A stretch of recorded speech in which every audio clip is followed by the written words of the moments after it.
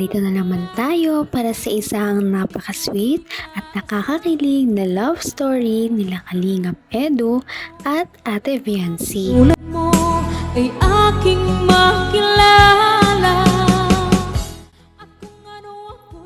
Sa pagpapatuloy ng ating love story ay dumayo na si Kalingap Edu sa bahay nila Ate Viancy dahil gusto niya itong sunduin para sa isang major event ng kanilang mga buhay.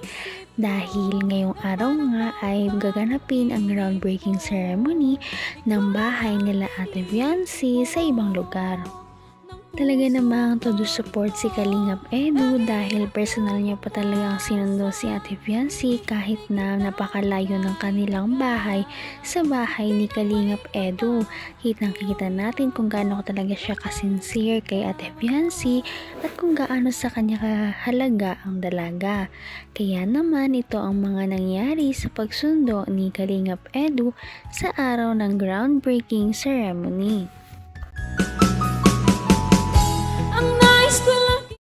Hindi po sila ngayon kasi sa tricycle at marami silang member sa family. No? Sa tricycle, magsisiksikan pa sila doon. Kaya eto po, nag-volunteer na ako.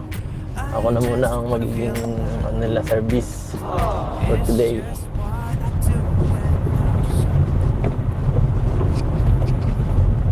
Wala yung tricycle. Ano nga tats? Ready ka na? Excited na. Groundbreaking guys.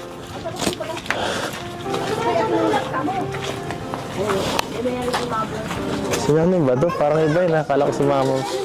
Hello po. Magandang ano po. Bless po tayo. Salamat.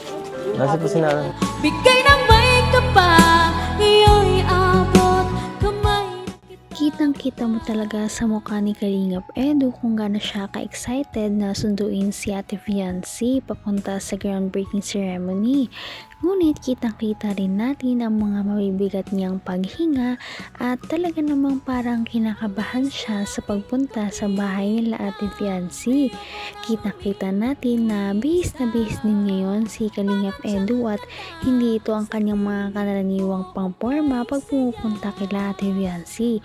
Kitang-kita na talaga namang importante ang araw na ito para kay Ate Viancy kaya importante din ang araw na ito para kay Kalingap Edu. Pagkapunta niya sa bahay nila Ate Viancy ay tumambad sa kanya ang isang bahay na punong-puno ng mga tao at iba't iba ang mga mukha kaya naman nagulat siya na buong pamilya pala ni Viancy ang nandoon sa Asan po araw sila, na Baka yun. hindi ako talaban ng camera. Hindi. Baka hindi ako talaban. May mga ano po dun. Mga Galing akong Isabela. may mangyayaring ano po. Groundbreaking. Alam niyo po yun? Hindi ko. Ay hindi niyo? Hindi po. Mista lang yun. Mamista. Binisita ko lang sa kapatid ko. Asan po sila Viancy? Saka sila nanay? Nandiyan po nagbibis yung magpipinsan. Yan, Tot. Hello po, Nay. Yan. Sige po. Susunduin ko po sila kayo pala. Pamilya. Sige lang.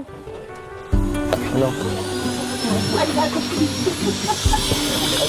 Good morning. Grabe, ang ganda mo ngayon ah. Good morning. Good morning, wifey. Ano? Yan ang susot mo? Bagay. Masayaw ka ba? Ngayon nga lang nakita ni Kalingap Edu ang buong pamilya ni Ate Viancy kasama ang iba pang mga kamag-anak na nagmula pa sa iba't ibang lugar. Kaya pala nandoon ang kapamilya ni Ate Viancy ay dahil piyesta pala sa lugar nila kaya naman nagkaroon sila ng isang tipon-tipon at sama-sama at nagkataon na sumabay pa ito sa groundbreaking ceremony ng bahay nila Ate Viancy. Kita natin na napakaganda pala ni Ate Viancy kapag kasuot ang isang dress. Bagay na bagay sa kanya ang mga dress na binibigay sa kanya ng kaniyang mga supporters. Sinusuot niya talaga ito at pinapahalagahan. Kaya naman tuwang-tuwa pa rin ang mga supporters sa kanya at mas lalo pa siyang binibigyan ng iba't ibang bagay kagaya ng mga damit, iba pang appliances at iba pang mga gamit na kanilang pwedeng gamitin sa pang-araw-araw. Sabi niyo po kasi ay mag-ayos-ayos po. Oo, at ano eh, para nung presentable ba? Uy, grabe, daming ano ni tatay ah. May mga dala pa kayong handa. Pasok po. Sige lang, Po muna. susunduin ko kayo ngayon. Ako na mahatid sa inyo papunta doon. Okay lang? Pero siyempre, kung di pa ready sila nanay, hintayin ko muna kayo dito. No? Tama na po. Sige lang po.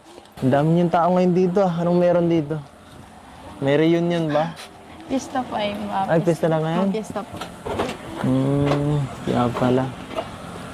Okay. Madala ka na doon pagkain nyo. Sa groundbreaking po. Oo. Ay, may pagkain nga pala doon. Grabe naman ang effort ni Kalingap Edu kahit na galing po siya sa napakalayong lugar ay pinag-effortan niya talagang sunduin si Ate Viancy noong araw na yon.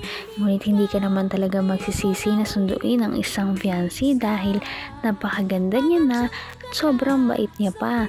Noong araw na nga na yun ay pinaupo niya muna si Kalingap Edu sa loob upang sila muna ay makapag-usap dahil medyo nakakapagod nga ang biyahe papunta roon sa kanila at mamaya pupunta na naman sila sa isa pang malayong lugar para sa groundbreaking ceremony. Kaya naman nag-usap muna sila, nagkamustahan dahil medyo matagal na naman ulit silang hindi nagkita simula noong nakaraan nating video. Para di ka kabahan. Pag kumanta ka, o kakanta rin ako. Kantahan ko po kayo. Kakantaan mo ako? Para po sa ano? Para sa Mansari. Natandaan mo. Happy Mansari po. Happy Mansari. Sakto sa groundbreaking ano. Kaya po. Ikaw ba nakaisip nito? Hindi. Ay. Siya nga pala, may naiwan yata ako sa kotse. May naiwan ako sa kotse. Sayang ko ba? Ito, may mga dala pa ako dito. Ay. Galing sa sige, dyan pa lang. Ito galing ko sa mga sa fans. At syempre ito, para sa ito. Ganda. Thank you po. Happy Mansari. Kinilig naman ang lahat ng mga viewers dahil grabe pala ang event noong araw na yon. Nagkasabay-sabay. Piyesta na sa bahay ni Viancy, nagkaroon pa ng groundbreaking ceremony at meron pa pala silang isang isa-celebrate. Ito ang monthsary ng EDC Love Team. Ito pala ang kanilang 7th month na magka-love team kaya naman napaka-special ng araw na ito. At maganda na rin dahil nakabihis na rin si Viancy. Kaya naman memorable talaga ang araw na ito. Dagdagan pa ng regalo ni Kalingap Edu kay Viancy na isang malaking bouquet ng crochet na flowers. Kaya naman kitang-kita kay Ate Viancy ang mga kilig at tuwa sa natanggap niyang regalo galing sa kanyang hubby. Meron din po akong ano dyan, regalo. Anong klase ng regalo? Pero mamaya na po. Mamaya na. Excited na ako. First time mo bigay sa akin, ano. Ay, meron na pala dati pero parang iba to eh. Ngayon ko lang may binigay sa ano. Sa mansari natin eh. Nakakatuwa. Pinag-aano mo talaga. Nag-e-effortan mo. Siyempre po, lagi po kayo yung nag-ano eh. Lagi mo akong inaalala. Kayo po lagi yung nag-ano, effort po para sa yung kayo po lagi nag-regalo. Grabe, sweet naman yung wife. Dapat ang bigyan. Gusto mo ako naman? Grabe. Thank you. Thank you. Anong nakain mo ngayon? Anong nakain mo? Kain. Kakain. Hindi na nakakagulat na magbigay si Kalingap Edu ng surprise para kay Ate Viancy. Ngunit ang mas kinagulat talaga ng lahat ng buong Kalingap team at ng mga supporters nila na matagal nang nanonood ay meron palang gift ngayon si Viancy kay Kalingap Edu, dahil ito nga ang first time na magi-gift siya kay Kalingap Edu, dahil hindi naman talaga siya nagi-gift dahil masyado siyang mahiyain. Kaya naman excited na ang lahat kung ano nga ba talaga ang laman ng mga gift ni Viancy noong araw na yon.